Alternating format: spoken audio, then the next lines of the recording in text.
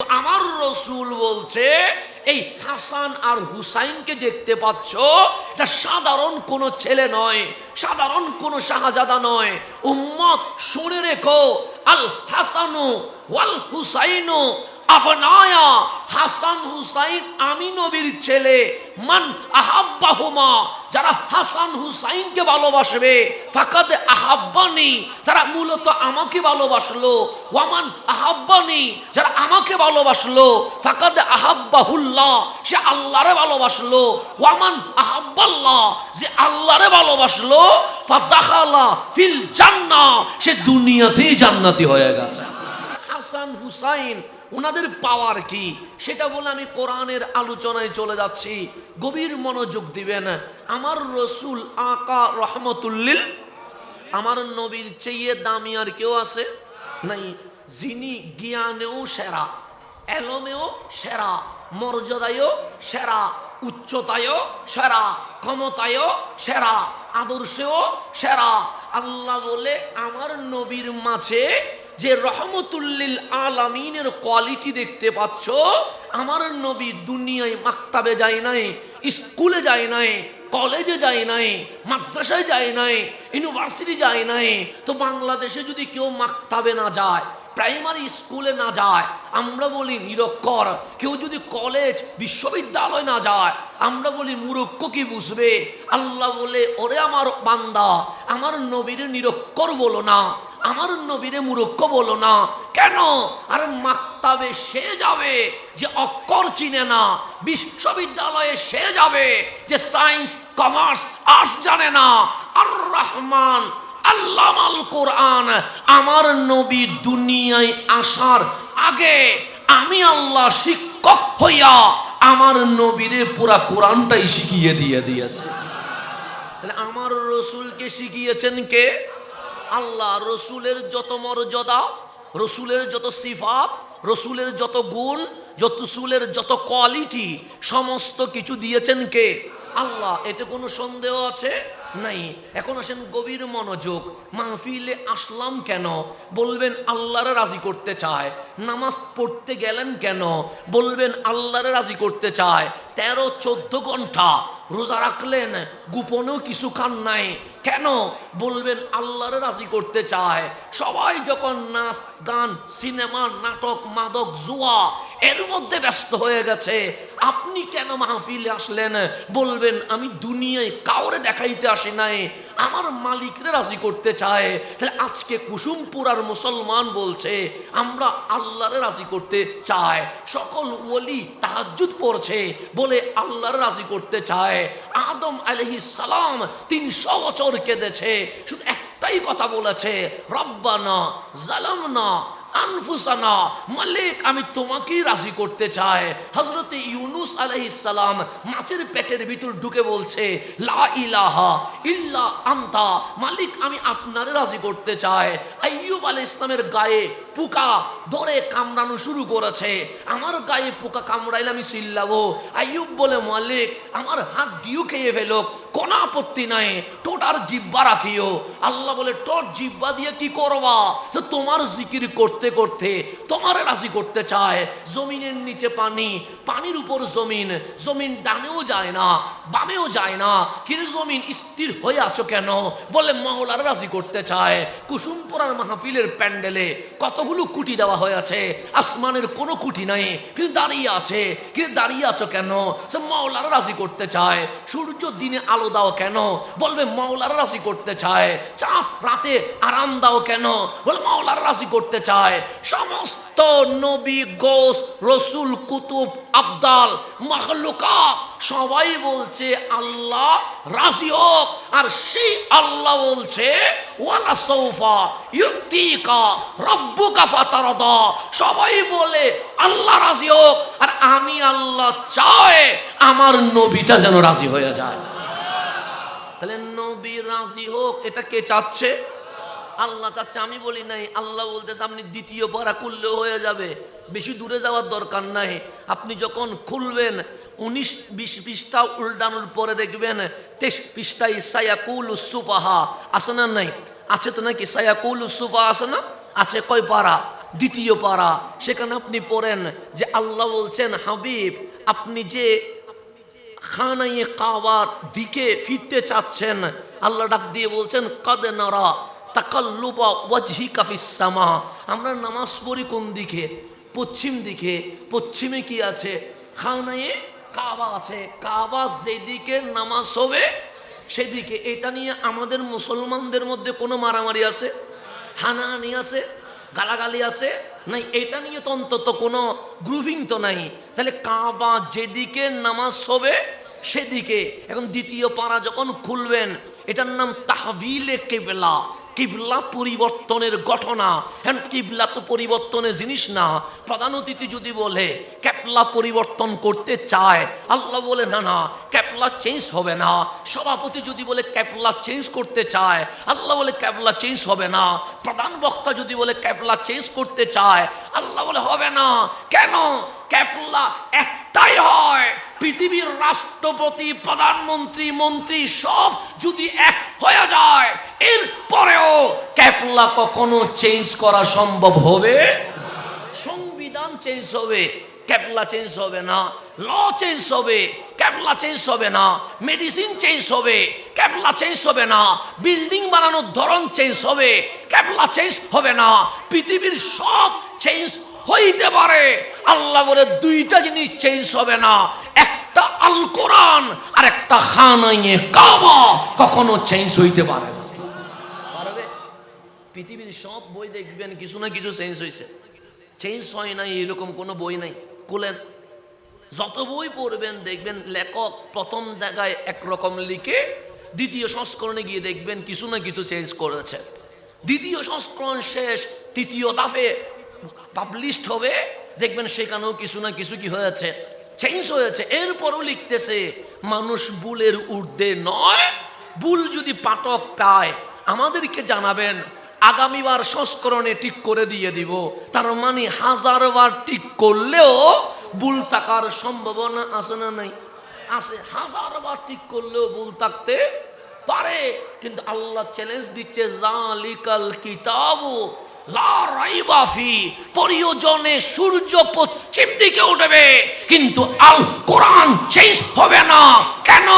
সব কিছুতে ভুল আছে, আমার কোরআনে কোনো ভুল নাই। 1500 বছর চলে গেছে, কোরআনে কোনো ভুল চেঞ্জ হয়েছে? বিসমিল্লাহর বাতি পরিবর্তন হয়েছে? আলহামদুলিল্লাহ আলিফ কি চেঞ্জ হয়ে গেছে? সূরা নাস কি মাঝখানে চলে আসছে? সূরা ফাতিহা কি শেষে চলে গেছে? না। কেন? আল্লাহ বলে ইসলাম হক, কালিমা হক, আমার নবী হক। এটার প্রমাণ হচ্ছে তোমার সামনে আল কোরআন। 1500 বছর এই কোরআন তোমার সামনে রেখে দিয়েছি। একটা লাইন, একটা শব্দ, একটা সূরা চেঞ্জ না হওয়া, ইসলাম হক, এটার প্রমাণ হয়ে গেছে। সেটা প্রমাণের জন্য তোমার বেশি দূরে গাড়াগাড়ি করার দরকার নাই, শুধু কোরআন শরীফ দেখলেই হবে। কেন? সব চেঞ্জ হয়, কোরআন কি হয় না? বাংলাদেশের সংবিধানের মেয়াদ কতদিন ধরবেন? বেশি হইলে 53 বছর। এর মধ্যে দেখবেন কত ধারা উপধারা সময়ের আলোকে প্রয়োজনে স্থান কাল পাত্র বেঁধে চেঞ্জ করতে হয়েছে। বাংলাদেশের ল আইন বিভিন্ন সময় বিভিন্ন কারণে পরিবেশ পরিস্থিতির জন্য এটাকে কি করা লাগছে? চেঞ্জ করা লাগছে। আল্লাহ বলে বিজ্ঞান যত উন্নত হবে, কোরআন দেখবা হক ওহী আল্লাহর বাণী, এটা তোমার চোখের সামনে প্রমাণিত হয়ে যাবে। যত আপডেট হবে বিজ্ঞান তত বেশি কি হয়ে যাবে? যেমন আপনারে বুঝাইলে বুঝবেন, এখন ফিঙ্গার আছে না নাই? আছে। আপনি আইডি কার্ড করতে যাবেন, কি দিতে হবে? ফিঙ্গার। পাসপোর্ট করতে যাবেন, কি দিতে হবে? ফিঙ্গার। এয়ারপোর্টে ইমিগ্রেশন পার হবেন, কি দিতে হবে? ফিঙ্গার। মানে কি? আঙ্গুল দিলে মেশিনে আপনার আমল নামা কম্পিউটারে কি হয়ে যাবে?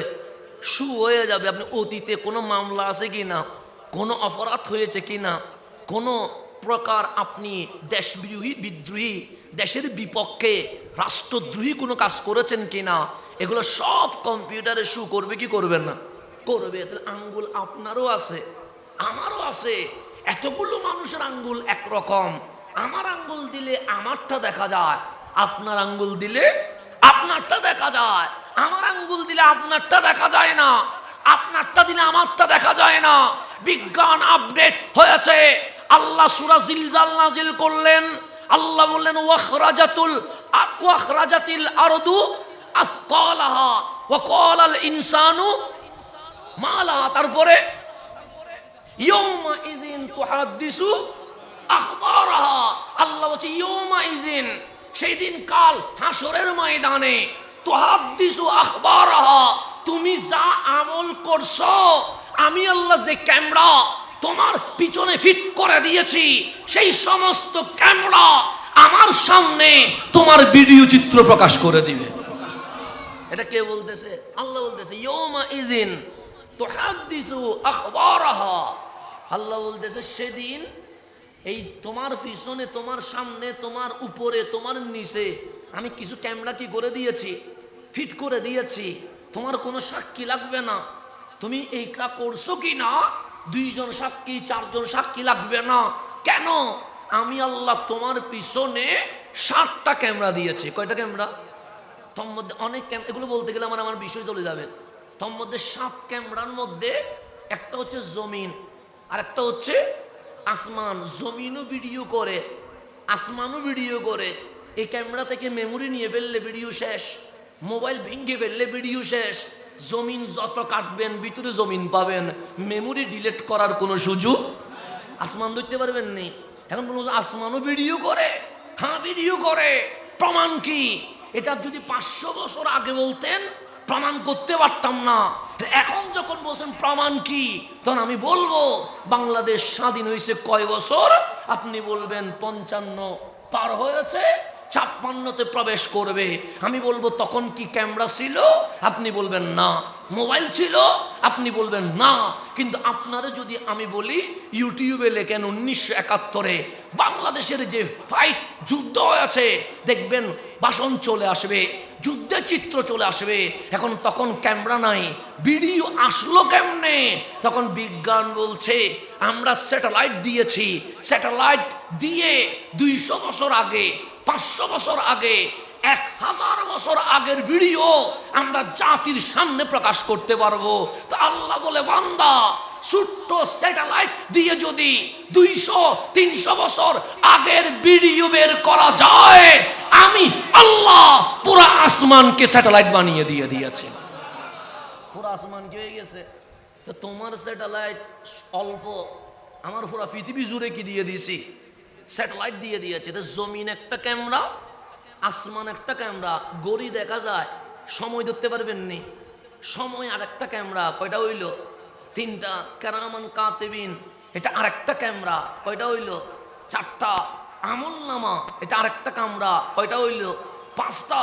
আল্লাহ বলে তোমার চুল থেকে নখ পর্যন্ত যেটার বাহাদুরি তুমি করছো, কখনো সানগ্লাস দিচ্ছ, কখনো আংটি দিচ্ছ, কখনো ঘড়ি দিচ্ছ, এই তোমার অঙ্গ প্রত্যঙ্গ আমি আল্লাহ একটা একটা ক্যামেরা বানাই ফেলছি।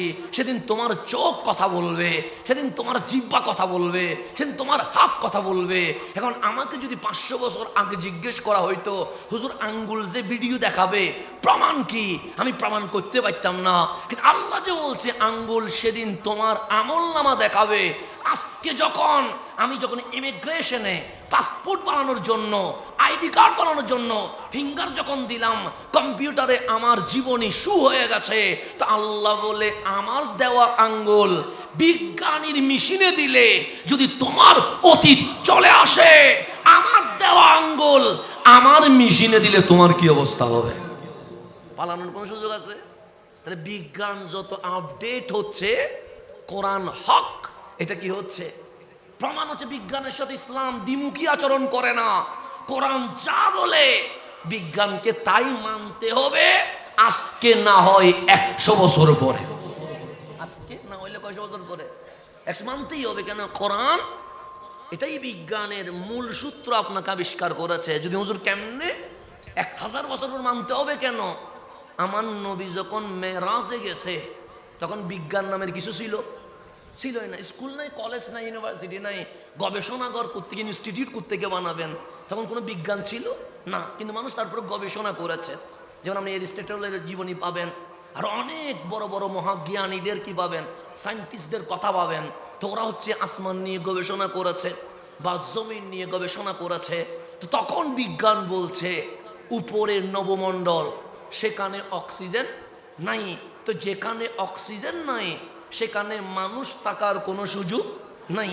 তো সুতরাং উপরে যাওয়া মানুষের পক্ষে কখনো সম্ভব নয়। তা আজকে থেকে 300 বছর আগেও বিজ্ঞানের বইয়ে পাওয়া যাবে। তা 300 বছর আগেও বিজ্ঞান বলতেছে উপরে অক্সিজেন নাই, সেখানে যাওয়ার কোনো সুযোগ। তারও 1500 বছর আগে আমার নবী মক্কার জমিন থেকে ফিলিস্তিনের জমিন হইয়া, প্রথম আসমান হইয়া, লৌহ কলম আরশ হইয়া লামকানে চলে গেছে। যখন বিজ্ঞান বলছে উপরে যাওয়া যাবে, তা আমার নবী কিসে গেছে বলেন? আপনারা জানেন তো কিসে গেছে? হ্যাঁ, বুরাকে গেছে। দেখেন, ওনার বলতে গুড়াই গেছে বলে নাই, হ্যাঁ গুরুতে উঠে গেছে বলে নাই, বলছে বলে না। কি বলছে? বুরাকে। তো বুরাকে কি উনি নিচ থেকে বলছে? না না, হাদিসের কিতাবে আছে, সহি হাদিসের কিতাবে আছে বুরাক। বুরাক মানে কি? বারকন। বারকন মানে কি? বিদ্যুৎ। নবীর জামানায় কি বিদ্যুৎ ছিল?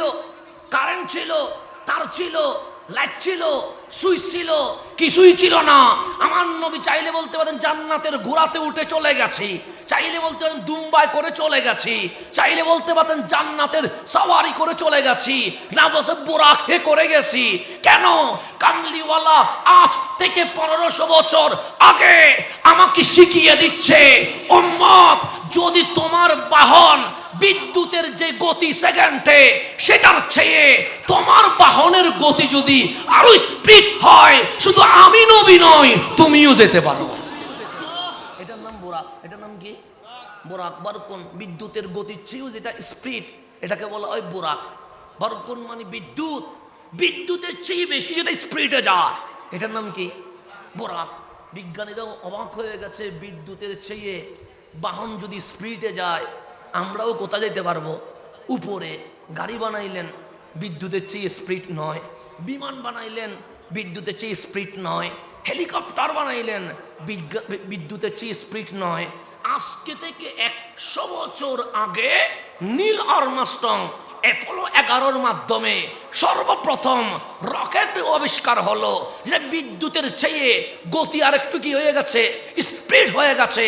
সর্বপ্রথম নীল আর্মস্ট্রং চাঁদ গ্রহে নেমে পৃথিবীর জমিনে এসে বিশ্ববাসীকে জানাইয়া দিলেন, মুসলমানের নবী যদি মেরাজ না করত, বিজ্ঞানীরা কখনো গ্রহে উপগ্রহে গ্যালাক্সি যাওয়ার স্বপ্ন দেখতে পারত না।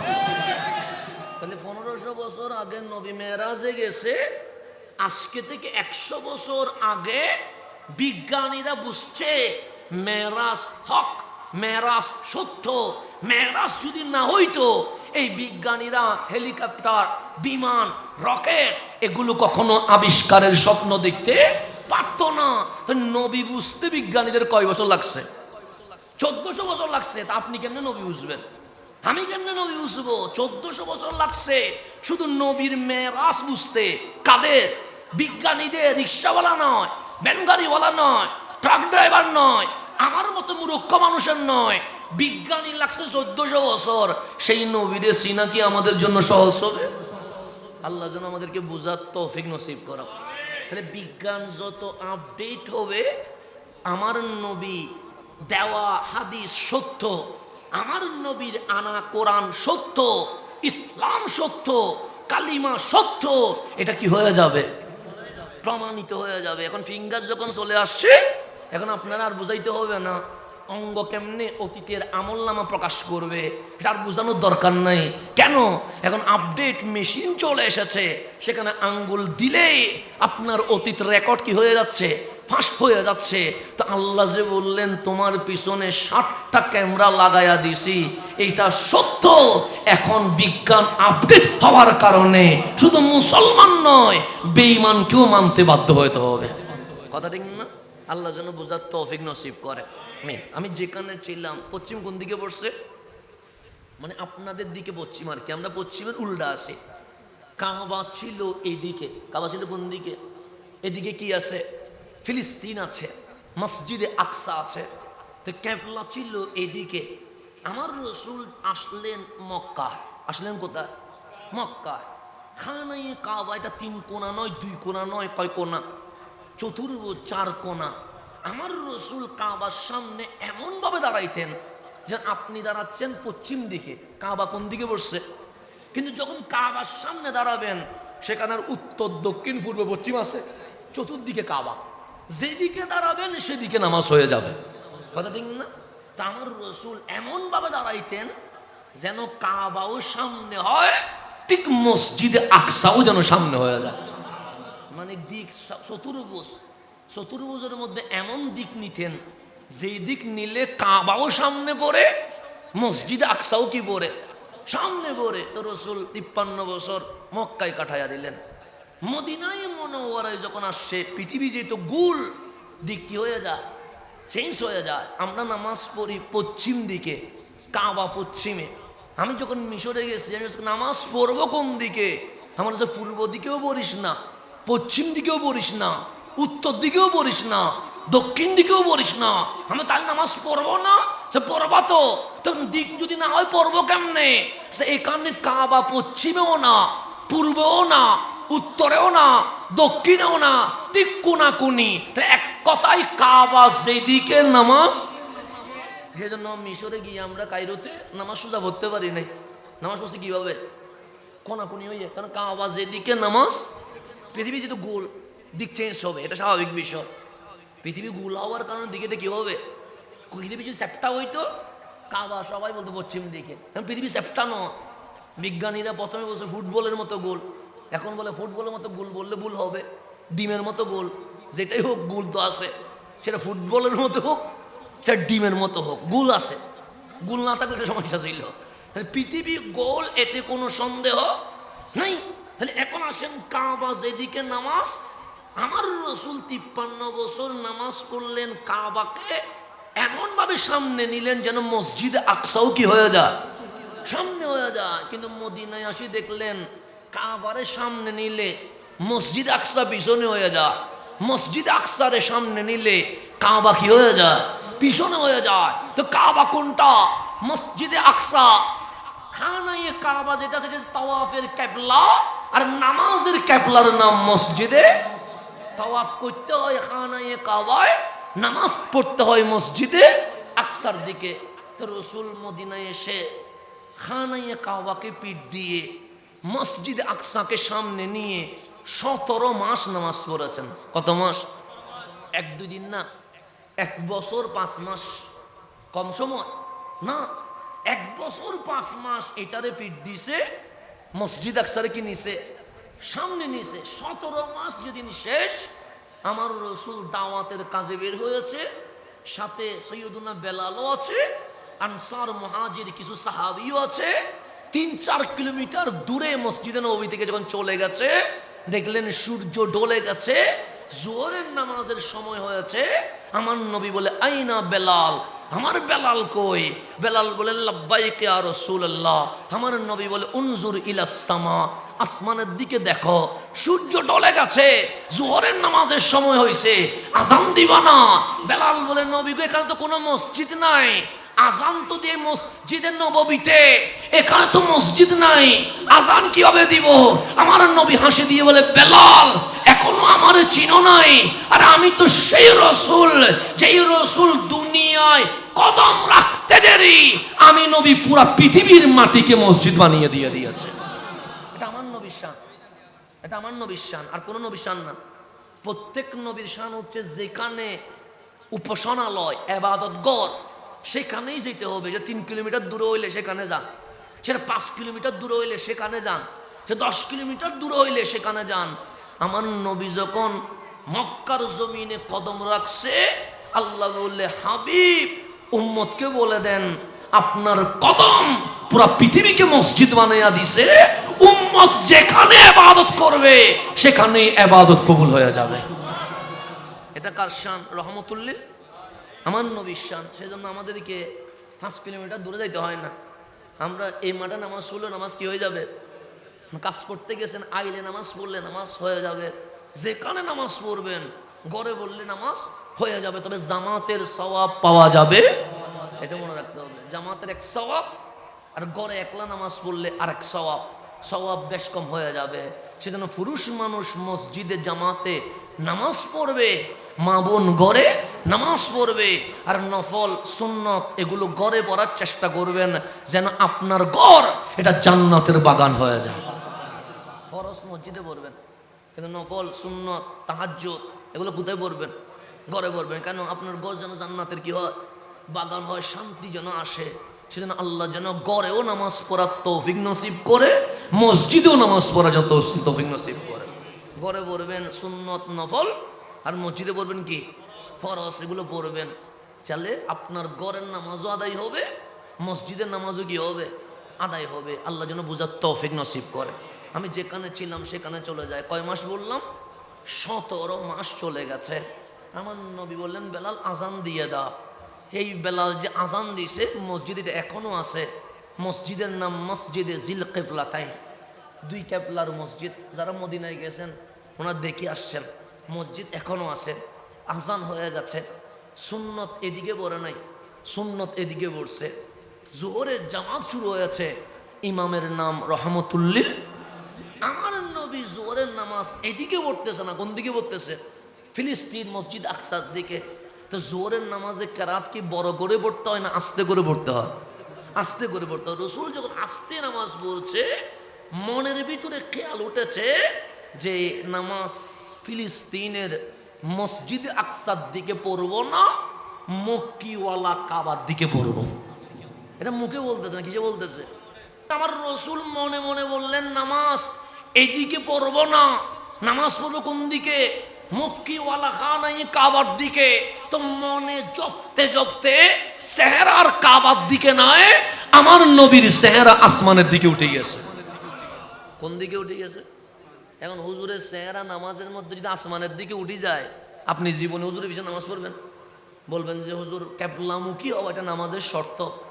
আপনার মুখ যেহেতু কেবলা থেকে সরে গিয়ে ডানে বামে পিছনে উপরে গেছে, আমরা আপনার পিছনে নামাজ। আমার আল্লাহ বলে, হাবিব আপনার চেহারা যে উঠে গেছে, ফতোয়া কি হবে? চেহারা নামান, এটাই তো হবে। আল্লাহ বলে, চেহারা নামায়েন না। কেন? সে কাদের নারা তাকাল্লুবা ওয়াজহিকা ফিস সামা। হাবিব আসমানের দিকে যে চেহারা উঠে গেছে, নামায়েন না, ওইভাবে তাকেন। কেন? সে এত সুন্দর লাগছে, আমি আল্লাহ নিজেই আপনার চেহারার দিকে তাকিয়ে আছি। হাবিব যখন চেহারা তুলছে, আল্লাহ বলেন নামায়েন না। হাবিব এত সুন্দর কেমনে হয়, এত নুরানি কেমনে হয়? কাদের নারা তাকাল্লুবা ওয়াজহিকা ফিস সামা। আমি আপনার চেহারার দিকে তাকিয়ে আছি, যেই চেহারা আসমানের দিকে উঠে আছে। তা আল্লাহরে জিজ্ঞেস করেন, মালিক চেহারা যেটা আসমানের দিকে তুলছে কেমন লাগে? আল্লাহ বলে, ওয়াদ্দুহা, দুপুরের সূর্য জমিনকে যেমন আলোকিত করে দিয়েছে, কামলিওয়ালা নবীর নূর আজ লৌহ কলম আরশ পর্যন্ত আলোকিত করে দিয়েছে। এখনো মুখে কিছু বলে নাই, শুধু চেহারাটা কোন দিকে তুলে ফেলছে? আসমানের দিকে। আল্লাহ বলে, হাবিব বাস মুখে বলার দরকার নাই। তবে আল্লাহ বলতেছেন, আমি পূর্ব দিয়েও কি করব, পশ্চিম দিয়েও কি করব, আমি মসজিদ আকসা দিয়েও কি করব, আমি মক্কিওয়ালা কাবা দিয়েও কি করব। ফালানুওয়াল্লিয়ান্নাকা কিবলাতান তারদাহা। আমার নবী যেদিকে রাজি, আমার নবীরে খুশি করার জন্য আমি আল্লাহ একবার নয়, কিবলাতান 1000 বার কিবলা চেঞ্জ করতে রাজি আছি। আমি যদি বলি আমি কিবলাতান না কারা, মনে রাখবেন আল কিবলা হইলে একবার। হাবিব আজকে চাইছেন পূর্ব দিকে নামাজ পড়বেন না, পশ্চিম দিকে পড়বেন। আজকের জন্য আমার হাবিবের জন্য আমি রাজি আছি। এটা হচ্ছে আল কিবলা। যদি বলতেন ফালানুওয়াল্লিয়ান্নাকাল কিবলাতা, আল কিবলা, এখন বলছে ফালানুওয়াল্লিয়ান্নাকা কিবলাতান নাকারা। হাবিব আজকে পশ্চিমের কাবা ভালো লাগছে, ফিরে যান। আগামীকাল যদি ভালো না লাগে, যেদিকে ইচ্ছা সেদিকে ফিরবেন। এরপর দিন যদি ওইদিকে ভালো না লাগে, আপনার যেদিকে ভালো লাগবে সেদিকে ফিরবেন। ফালানুওয়াল্লিয়ান্নাকা কিবলাতান তারদাহা। আমার হাবিব যেদিকে রাজি হবে, আমি সেই দিকে বারবার কিবলা চেঞ্জ করতে রাজি আছি। এটার নাম রহমতুল্লিল তাহলে আমার নবী দামি না অদামি? দামি। গভীরভাবে খেয়াল করবেন, আমি যে কানে যাচ্ছি সে কানে চলে যাচ্ছি। সমস্ত মাখলুকাত বলছে আল্লাহ রাজি হোক, আল্লাহ বলছে আমার নবী কি হোক, রাজি হোক। এটার নাম রহমতুল্লিল। আল্লাহ নবী হাসলে তখন বলে ওয়াদ্দুহা, আল্লাহ নবী কাঁদলে তখন বলে ওয়াল্লাইলি ইযা সাজা। আল্লাহ নবী মেরাজে গেলে তখন বলে সুবহানাল্লাযী আসরা বিআবদিহি লাইলাম মিনাল মাসজিদিল হারামি ইলাল মাসজিদিল আকসা। আমার মেরাজ থেকে আসলে তখন বলে ওয়ান নাজমি ইযা হাওয়া।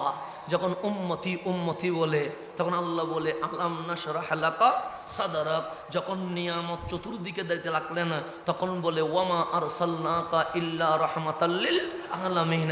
হাবিব এখনো আসে নাই, তখন আল্লাহ বলতেছেন হাবিব আপনার জীবনী আমি ইয়াজিদুনাহু মাকতুবান ফিত তাওরাতি ওয়াল ইনজিল, তাওরাত ইনজিলের পৃষ্ঠায় পৃষ্ঠায় আপনার জীবনী লিখে দিয়েছি।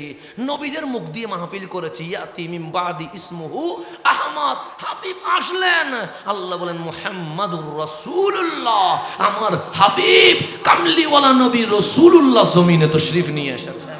মানে রাসূল যা করে কোরআন তা বর্ণনা করতে কি করে দিয়েছে, শুরু করে দিয়েছে। আল্লাহ শুধু বর্ণনা করতে করতে করতে করতে হাবিবিয়তের মাকামে নিয়ে গিয়ে বলছেন ইন্না আ'তাইনা কাল কাউসার, আমি আমার হাবিবকে কাউসারের মালিক করে দিয়ে দিয়েছি। কাউসার মানে কি? হুজুরদেরকে জিজ্ঞেস করলে হুজুররা বলবে হাউজে কাউসার। কাউসার মানে কি? অনেকে বলবে মাকামে মাহমুদ। কাউসার মানে কি? অনেকে বলবে শাফাআতে কুবরার মালিক। আমি বলবো না, ইমাম নসফি বলছে আল খায়রা কুল্লাহ, আমার মালিকের সৃষ্টির মধ্যে যত খায়ের, যত উত্তম, যত ভালো সৃষ্টি আছে সমস্ত ভালো সৃষ্টির 100% মালিকানা আমার আল্লাহ আমার নবীকে বুঝিয়ে দিয়ে দিয়েছেন। আমি বললাম কোরআন কি জন্য? আল্লাহ বলে হুদাল লিল মুত্তাকিন, এটা মানুষকে হেদায়ত দেয়। মুত্তাকি মানে যার ভিতরে পরহেজগারি আছে, যার ভিতরে আল্লাহর ভয় আছে, এটার নাম মুত্তাকি। এটা মুত্তাকির হেদায়ত দেয়। আমি বললাম হেদায়ত পাইতে হলে কি হবে? কোরআন বলে তুই পড় না। কোরআন পড়তে লাগলাম। কোরআন বলে ইন কুনতুম তুহিব্বুনাল্লাহ ফাত্তাবিউনি, তুমি যদি আল্লাহরে ভালোবাসো নবীর গোলামি করো। কোরআন আর উল্টাইলাম। কোরআন বলে মা আতাকুমুর রাসূল ফাখুযুহু, নবী যা করতে বলে তা করো, যা নিষেধ করে তার থেকে দূরে সরে যাও। কোরআন আর উল্টাইলাম। কোরআন বলে ইউহিল্লু লাহুমুত তাইয়্যিবাত, আমার নবী যা হালাল করে তা গ্রহণ করো। ওয়া ইউহাররিমু আলাইহিমুল খাবায়েস, আমার নবী যা হারাম করে তা ছেড়ে দাও। কোরআন পাঠাইছে নবীর কাছে। এরপর আরো কোরআন উল্টাইলাম। কোরআন আকিমুস সালাহ, নামাজ কায়েম কর। নামাজ কায়েম করতে লাগলাম। কোরআন উল্টাইলাম। কোরআন বলে রমজান মাস আসলে কুতিবা আলাইকুমুস সিয়াম, রোজা রাখ। আমি রোজা রাখতে লাগলাম। আর উল্টাইলাম। কোরআন বলে ওয়াতুজ যাকাত, বছর একবার যাকাত দে। আর উল্টাইলাম। কোরআন বলে আতিমুল হজ, জীবন একবার হজ কর। আর উল্টাইলাম। কোরআন বলে ওয়াবিল ওয়ালিদাইনি ইহসানা, মা বাবার সাথে ভালো ব্যবহার কর। কোরআন বলে সত্য কথা বল, মানুষকে সালাম দিয়ে কথা বল, সুন্দরভাবে নম্রতার সাথে আচরণ কর। এরকম কোরআন মানতে মানতে মানতে মানতে যেদিন শেষ পৃষ্ঠায় আসলাম, কোরআন বলে সূরাতুন নাস, যেদিন আসছিলি সেদিন অমানুষ ছিলি, যেদিন কোরআন শেষ করছস সূরাতুন নাস তুমি অমানুষ নাই, তুমি মানুষ হইয়া জান্নাতুল ফেরদৌসের বাসিন্দা হয়ে গেছ। এটার নাম কোরআন। যেখানে শেষ সূরার নাম সূরাতুন নাস। নাস মানে কি? মানুষ। বাকারা মানে কি? গাবি পশু দিয়ে শুরু, নাস দিয়ে শেষ। কোরআন এমন এক ফ্যাক্টরির নাম যেখানে পশু ঢুকে বের হয় কি হইয়া? আল্লাহর ওলি হইয়া। এই ওলি হওয়ার নাম কি? মানুষ। সেই জন্য কোরআন বলছে আগে মানুষ হও, এরপর ডাক্তার হও। আগে মানুষ হও, এরপর ইঞ্জিনিয়ার হও। আগে মানুষ হও, এরপর সচিব হও। আগে মানুষ হও, এরপর বিসিএস ক্যাডার হও। কেন? দেখবেন মসজিদে মাঝে মাঝে জুতা চোর পাওয়া যায়। পাওয়া যায় না? জুতা চোর পাইলে যে জীবনে বুসি দেয় না, ইটেও দুইটা দিয়ে দেখে। কথা ঠিক না? এটা বলে যে জীবনে দিলাম না, ইটের যখন পাইছি দুইটা দিয়ে প্র্যাকটিস করে দেখি কিনা হাতে জোর আছে কিনা, কারণ জীবনে যেহেতু মারতে পারি নাই। কথা ঠিক না? যে জুতা চুরি করে, কথা বলছে কষ্ট পাই না আমার কথায়, যেটা জুতা চুরি করে এটা জুতা বেশি কয় টাকা পায়? আবার বলি না হুজুর জুতা চোরের পক্ষে কথা বলতেছে, না না, জুতা চোরের পক্ষে কথা বলতেছি না। জুতা বিক্রি করে কয় টাকা পাবে? এক জোড়া দিয়ে 2000 পাবে না, 500 পাবে না, 200 চোরা জিনিসের তো দাম নাই, 200 টাকা হবে। এই যারা জুতা চোর আছে এগুলা কি জুতা চুরি করি কখনো কোটিপতি হইতে পারবে? তাহলে যে জুতা চুরি করে সে স্বভাবের চোর না, সে অভাবের চোর। তা আমাদের উচিত ছিল চোর ধরা পড়লে মসজিদ কমিটি, খতিব, ইমাম, এলাকাবাসী বসে জিজ্ঞেস করা, তুই চুরি করলি কেন? যদি বলে আমার ঘরে চাউল নাই, ডাল নাই, আমাদের উচিত ছিল 2-3 হাজার টাকা তুলে ধর শান্তির আটপটিয়ার বাজারে বসে সবজি বিক্রি কর, তারপরেও চুরি করিস না। তাহলে অন্তত চুরি বন্ধ হইতো। কথা দেখ না, জুতা চোর পাইলে মারতে মারতে এটা কি বাইর করে ফেলে, রক্ত বাইর করে ফেলে। আমি শেষ দিকে চলে আসছি, গভীর খেয়াল করবেন।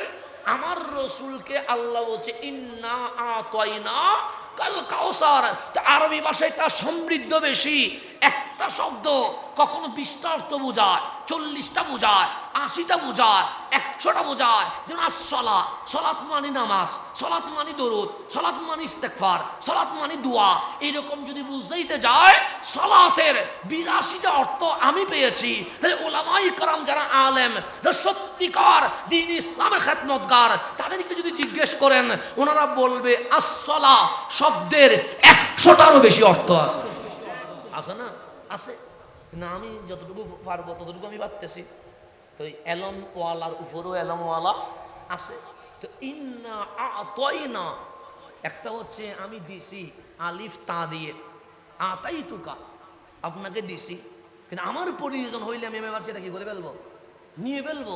এটার নাম হচ্ছে ইন্না আতাই তুকাল কাউসার। আর যখন আতা বলবে হাবিব এমন ভাবে দিছি যেটা আর ফেরত নিব না, আমি আল্লাহ আপনাকে স্থায়ী ভাবে মালিক করে দিয়ে দিয়েছি। এটার নাম হচ্ছে আল খায়রা কুল্লা। সেজন্য যা লাগবে নবীর কাছে যাইবেন। কেন? আমার রসুল বলছে আনা কাসিমুন, আমি নবী বন্টনকারী। ওয়াল্লাহু ইউতি, দেওয়ার মালিককে আল্লাহ। খাজিনা রসুলকে দিয়ে দিয়েছে, আর বন্টন হয় কার থেকে? রসুল থেকে। প্রমাণ বুখারী শরীফ উল্টান। ক্ষমা যদি চাইতে হয় নবীর কাছে যান। প্রমাণ কোরআন বলছে ওয়ালাউ আন্নাহুম ইযযালামু আনফুসাহুম জাউকা, ক্ষমা যদি চাও পাইতে তুমি জাউকা আমার নবীর কদমে চলে যাও। তাহলে ক্ষমার খজিনা কার কাছে? নবীর কাছে। শুধু তাই না, সাইয়্যিদুনা আবু হুরায়রা রাদিয়াল্লাহু তাআলা আন নাম শুনছেন? শুনছেন? বুখারী শরীফের পৃষ্ঠা উল্টাইলে আন আবি হুরায়রা, মুসলিম শরীফের পৃষ্ঠা উল্টাইলে আন আবি হুরায়রা, নাসাই শরীফের পৃষ্ঠা উল্টাইলে আন আবি হুরায়রা, আবু দাউদ শরীফের পৃষ্ঠা উল্টাইলে আন আবি হুরায়রা। এক কথায় নবীর হাদিস সাহাবীদের মাঝে সবচেয়ে বেশি যিনি বর্ণনা করেছেন ওনার নাম সাইয়্যিদুনা আবু হুরায়রা। বুখারী শরীফে লেখা আছে, উনি নিজেই বলতেছেন আমার জেহেন একটু কম ছিল, আমি সকালে শুনলে বিকেলে ভুলে যায়, বিকেলে শুনলে রাতে ভুলে যায়, রাতে শুনলে দিনে আর মনে থাকে না। কিন্তু আমি নবীর দেওয়ানা, নবী বাজারে আমিও নবীর সাথে বাজারে, নবী মসজিদে আমিও মসজিদে, নবী জিহাদে আমিও জিহাদে। আমার দরবারে কিছুই নাই, আমি কামলিওয়ালার কদমে কদমে থাকার জন্য মসজিদে নববীতে আহলে সুফার সাথে বসবাস করা শুরু করে দিয়েছি। আমার একটা ডিউটি, আমি নবীর সাথে থাকবো, আর কারোর সাথে। তো সাহাবীদের মধ্যে অনেকে প্রবাসী ছিল। আমাদের এই কুসুমপুরা এলাকায় প্রবাসী আছে না? আছে তো। প্রবাসীরা চাইলে কি দেশে আসতে পারবে না? 1 বছর পর 2 বছর পর আসতে পারবে। কথা ঠিক না? এই বছর মাহফিল পাইলে আগামী বছর মাহফিল নাও পাইতে পারে। এটা হচ্ছে প্রবাসীরা দেশের জন্য, পরিবারের জন্য, সমাজের জন্য, মাহফিলের জন্য যে পরিশ্রম করছে, আমরা দোয়া করি আল্লাহ যেন তাদেরকে হেফাজতে রাখেন। তো আমার নবীর সাহাবীদের মধ্যে প্রবাসী আছে না? নাই? আছে। কেউ কর্মজীবী আছে, কেউ ব্যবসায়ী আছে। চাইলে নবীর কদমে আসতে পারে না। কেউ 1 সপ্তাহ পর আসতে পারে, কেউ 1 মাস পর আসতে পারে, কেউ 6 মাস পর আসতে পারে। তো অনেকের ভিতরে অনেক কিছু জানার ইচ্ছা, তার ডাইরেক্ট নবীর কাছে যায় না। কেন?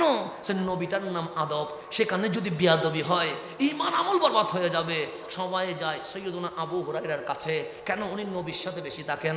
জিজ্ঞেস করেন ওগো আবু হুরায়রা, আমার নবী এই মাসালার সমাধান কি দিয়েছে? উনি বললেন আনা নাসিতু, রসুল বলেছে কিন্তু আমি ভুলে গেছি। আরেকজন এসে বললেন এটা হালাল না হারাম, সে রসুল বলেছে কিন্তু আমি ভুলে গেছি। এটা কিরকম করে আদায় করতে হবে সে রাসূল বলেছে, কিন্তু আমি ভুলে গেছি। উনি কিছুই বলতে পারে না। সাহাবায়ে কেরাম বিরক্ত হয়ে গেছে, ডাক দিয়ে বলেন, আবু হুরায়রা, তোমার সকাল নবীর সাথে, তোমার দুপুর নবীর সাথে, তোমার বিকেল নবীর সাথে, তোমার রাত নবীর সাথে, কিন্তু কোনো তো ফায়দা হচ্ছে না উম্মার। তুমি তো সব কিছু ভুলে যাও, নবীর কদম থেকে সরে যাও। একজন জ্ঞানী সাহাবী নবীর সাথে তাকক, যে নবী থেকে হাদিস শুনবে এবং আমাদেরকে শোনাইতে পারবে। কারণ তুমি নবীর পিছনে থেকে উম্মতের কোনো লাভ হচ্ছে। সাইয়েদুনা আবু হুরায়রা বললেন, কথা তো ঠিক, আমি কি করতে পারি না, মনে রাখতে পারি না, কিন্তু আমি তো নবী ছাড়তে পারবো না, সব ছেড়ে দিতে পারবো। কিন্তু রহমতুল্লিল এখন মসজিদ নবীর কোনায় বসে চোখের পানি ছেড়ে দিয়েছে। আমার নবী মসজিদে কদম রেখে দেখলেন সাইয়েদুনা আবু হুরায়রা চোখের মধ্যে পানি টলটল করছে। আমার নবী ডাক দিয়ে বলেন, আবু হুরায়রা, তোমার খিদে লেগেছে? সাইয়েদুনা আবু হুরায়রা বলেন, খিদে লাগে নাই। কেউ বকা দিয়েছে? তাও দেয় নাই, তো কাঁদছো কেন? নবী গো, আমি আপনার পিছনে পিছনে থাকি। আপনি সকালে বলেন, আমি দুপুরে ভুলে যাই, দুপুরে বলেন আমি রাতে ভুলে যাই, রাতে বলেন আমার সকালে মনে থাকে না। আপনার সাহাবীরা আমাকে জিজ্ঞেস করে, আমি শুধু বলি না সি তো ভুলে গেছি, লাদেরই আমার মনে নাই, আমি এভাবে করে বলি। আজকে আপনার সাহাবীরা বিরক্ত হয়ে বলছে, নবীর কদম থেকে সরে যাও, একজন জ্ঞানী সাহাবী এখানে রাখো। আবু হুরায়রা বললেন, নবী গো, আমি সব ছাড়তে পারবো, আমার নবীর কদম আমি ছাড়তে পারবো না। আমি কাঁদছি এই কারণে, কামলিওয়ালার কদম যদি ছেড়ে দিতে হয়, আমার নবীর রহমতের সমুদ্রে ঢেউ মেরে উঠেছে। ডাক দিলেন, আবু হুরায়রা, তোমার কি লাগবে? আবু হুরায়রা বললেন, আমার বিল্ডিং লাগবে না, গাড়ি লাগবে না, বাড়ি লাগবে না, টাকা লাগবে না। আমার নবী বলে, বলো না কি লাগবে? আমার এলম লাগবে, যেই এলম থাকলে আমি নবীর কদমে থাকতে পারবো।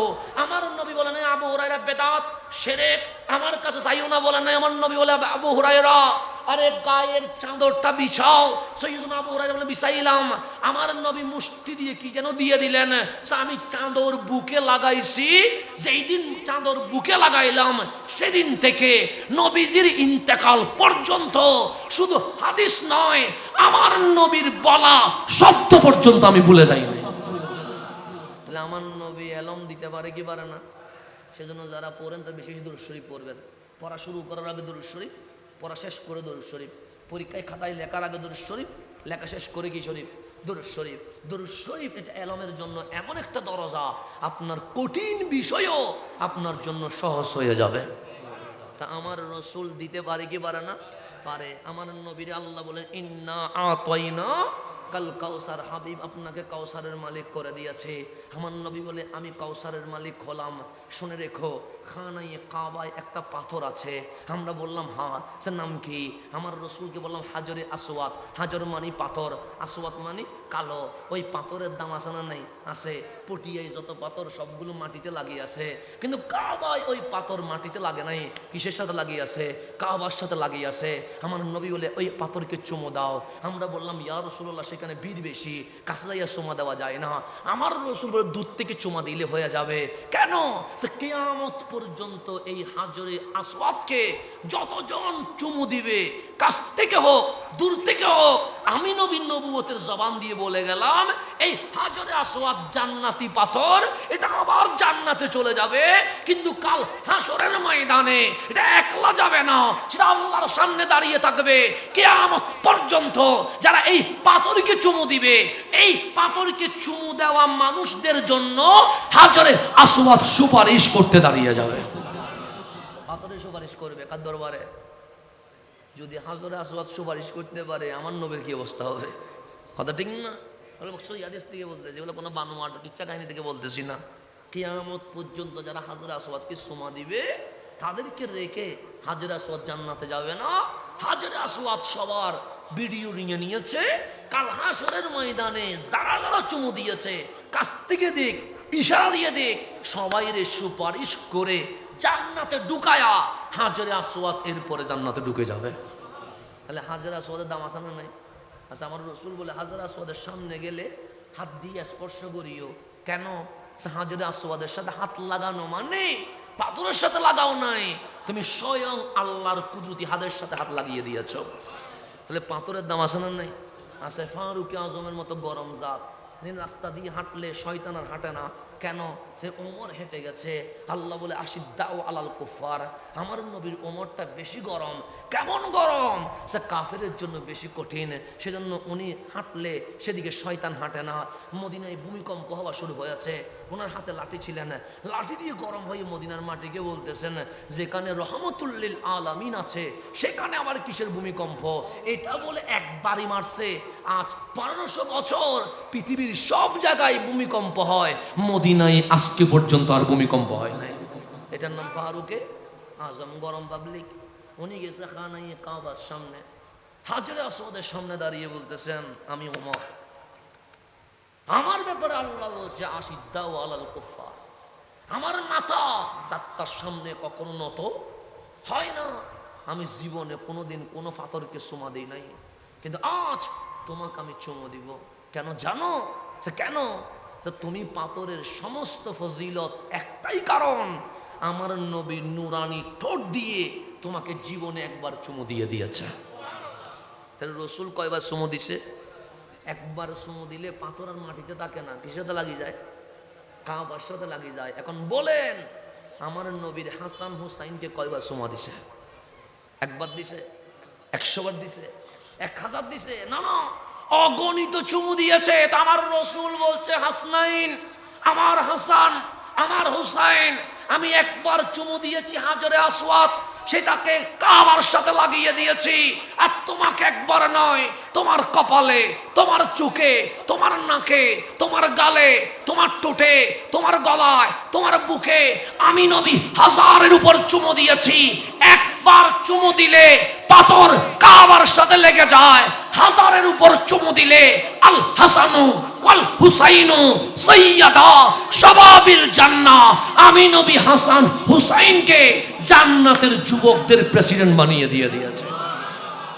একটা হচ্ছে জান্নাতি হওয়া, আর হচ্ছে জান্নাতের প্রেসিডেন্ট হওয়া। সাইয়্যিদা শাবাবিল জান্নাহ, জান্নাতের যুবকদের সর্দার। এখন বলে জান্নাতে কোনো বুড়া মানুষ ঢুকবে?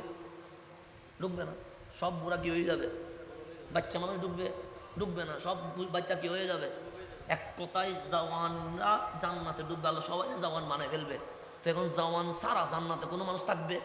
তো সমস্ত জওয়ানের প্রেসিডেন্টের নাম ইমাম হাসান, ইমাম হুসাইন। আল্লাহ বলে হাবিব আমি আপনাকে কাউসারের মালিকানা দিয়ে দিয়েছি। হাবিব বলে আল হাসান ওয়াল হুসাইন সাইয়্যিদা শাবাবিল জান্নাহ, জান্নাতের প্রেসিডেন্টের নাম হাসান হুসাইন। এখন ইমিগ্রেশনে যাই দেখতেছেন হাসান হুসাইন বসে আছে, বলে পাসপোর্ট দে। পাসপোর্ট করলেন, ভিসা আছে, বলে ফিঙ্গার দে। ফিঙ্গার দিতে দেরি। যারা এজিদকে রহমতুল্লাহ আলাইহি বলছে, যারা এজিদকে খলিফা বলছে, যারা এজিদকে আমিরুল মুমিনিন বলছে, কম্পিউটার শু করছে এজিদি এজিদি। আমার হাসান হুসাইন বলবে এজিদিদের জন্য জান্নাত নাই, নো এন্ট্রি, ক্রস চিহ্ন মেরে বের করে দিবে। আর আমরা যারা আজ সোহদায়ে কারবালার মাহফিলে আসলাম, আমাদেরকে বলে ফিঙ্গার দে। আমরা যখন ফিঙ্গার দিলাম, হঠাৎ করে চলে আসছে 2026 সালের 15ই মুহররম, 1 জুলাই বুধবার, কুসুমপুরায় হুসাইনের মাহফিলে হাজির ছিলাম। কম্পিউটার শু করছে হুসাইনি হুসাইনি। আমার ইমাম হাসান হুসাইন পাসপোর্ট নিয়ে শিল মেরে বলবে জান্নাতে চলে যা, হাসানি হুসাইনিদের জন্য জান্নাত বানানো হয়েছে। তাহলে জান্নাতে যাইতে গেলেও হাসান হুসাইন লাগবে না, বাদ দিতে পারবেন? সেই জন্য সোহদায়ে কারবালার মাহফিল লাগবে কি লাগবে না? এজিদিরা এজিদের কাজ করুক, হুসাইনিরা হুসাইনের কাজ করুক। কাল হাসরে দেখা যাবে তাদেরকে এজিদ কোথায় নিয়ে যায় আর আমাদেরকে হাসান হুসাইন কোথায় নিয়ে যায়। আমরা আহলে সুন্নত, আল্লাহকে আমরা তাজিম করি মাবুদ হিসেবে, সকল ইবাদতের মালিককে। আল্লাহর পর সৃষ্টি জগতে যাকে সবচেয়ে বেশি তাজিম করতে হবে ওনার নাম রহমতুল্লিল। এরপরে যাদেরকে তাজিম করতে হবে ওনারা হচ্ছে আহলে বাইত রাসূল এবং আসহাবে রাসূল, নবীর সাহাবী, নবীর বংশধরকে তাজিম করতে হবে। এরপর আল্লাহর ওলি দেখানো পথে চলতে হবে, মা বাবার সেবা করতে হবে। এই 5টা জিনিস যার কাছে আছে সে নামাজ পড়লে নামাজ কবুল, রোজা রাখলে রোজা কবুল, না মাহফিল করলে মাহফিল কবুল, দরুদ পড়লে দরুদ কবুল। এই আমল তাকে দুনিয়া থেকে জান্নাত পর্যন্ত নিয়ে যাবে। আল্লাহ যেন এই মাহফিলকে কবুল করে, আমিন।